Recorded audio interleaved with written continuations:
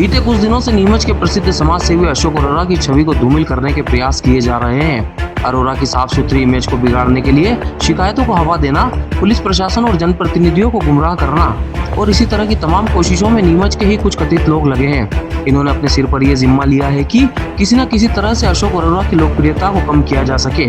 बीते दिनों एक समाचार पत्र में भी धनराज उर्फ लाला चौधरी के नाम से एक शिकायती विज्ञापन प्रकाशित हुआ था, जिसमें अशोक अरोड़ा पर उसका मकान हड़प लेने का आरोप लगाया गया।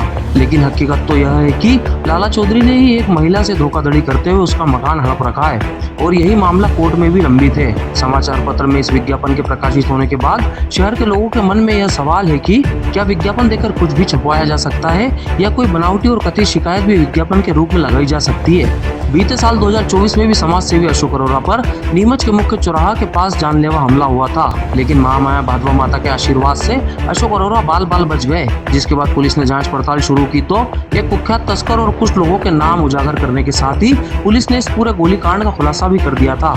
डॉन बनने की चाह में इन्हीं लोगों ने समाज सेवी अरोड़ा पर हमला करने की साजिश रची थी।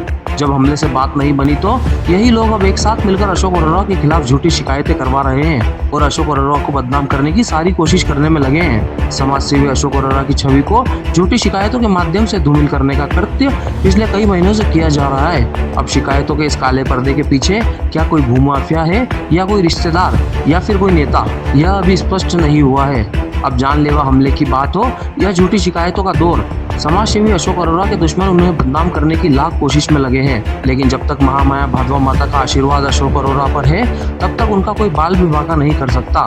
वो कहावत है ना, सांझ को आज कहा, तो धीरे धीरे झूठी शिकायतों के मामले से भी पर्दा उठ ही जाएगा। ब्यूरो रिपोर्ट, हिंदी खबर वाला।